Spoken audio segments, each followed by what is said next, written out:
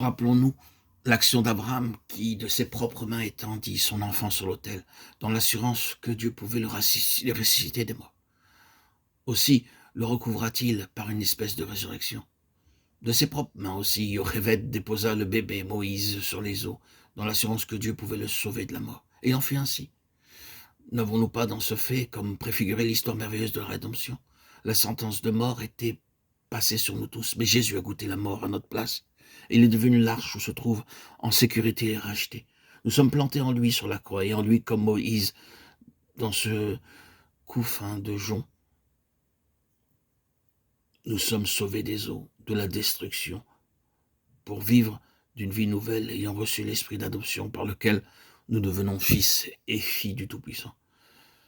Lorsque répondant à ses accusateurs, Étienne évoque devant eux la figure de Moïse, parmi plusieurs autres, il dit « Moïse était beau aux yeux de Dieu ». Acte 7, 20.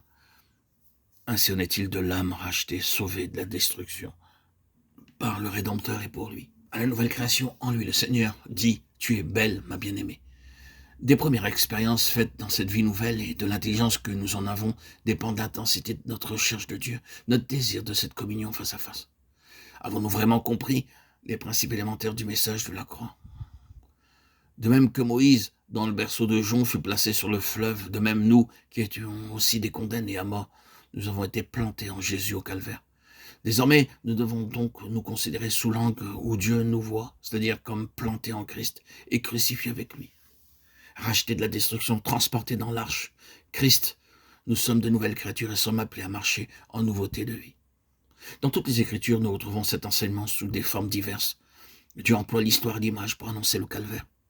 Le déluge du temps de Noé préfigure le jugement et la sentence de mort prononcée sur l'ancienne création. La malédiction sous laquelle elle se trouve et ceux qui sont entrés dans l'arche sont comme l'image du monde nouveau, d'une vie nouvelle. Après les années du désert, Israël traversa le Jourdain pour entrer au pays de Canaan et l'arche demeura au milieu du fleuve, jusqu'à ce que tout le peuple eût passé. Au calvaire, les eaux de la mort menaçaient d'engloutir le Fils de Dieu. Elles l'environnèrent, l'enveloppèrent, et nous, les maudits, nous mourrons avec lui. Quand la fille de Pharaon vit le bébé, elle fut saisie de compassion, elle l'adopta, elle le nomma Moïse, tiré, sauvé des eaux. Et ce fut le fait initial qui devient comme la caractéristique de la vie de celui que Dieu a choisi. Il a été tiré des eaux de la mort et élevé comme fils de roi. Quand il est grand, Dieu l'attire au désert, l'enlevant à son milieu mondain. C'est la vie du désert, seul avec Dieu. Puis Dieu le retire de la solitude, il le choisit comme instrument pour faire sortir Israël d'Égypte. Enfin, Moïse est attiré, appelé hors du camp, sur la montagne de Dieu, et par la suite attiré hors du monde, jusque dans le sein même de Dieu. Pour un peu de temps, Moïse avait été rendu à son foyer et à ses gardiens naturels. Il en va de même avec nous. De mort que nous étions, nous vivions. Et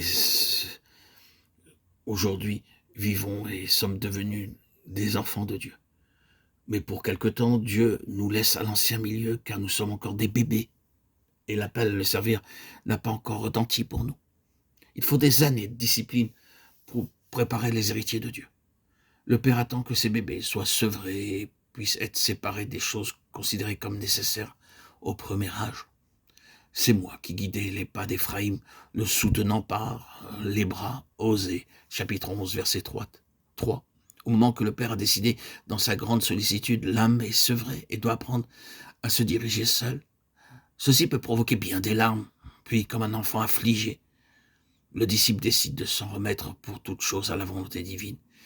Et il dit avec le psalmiste, « N'ai-je pas soumis et fait taire mon âme comme un enfant sevré fait avec sa mère? Mon âme est en moi comme un enfant sevré. » Psaume 131, 2.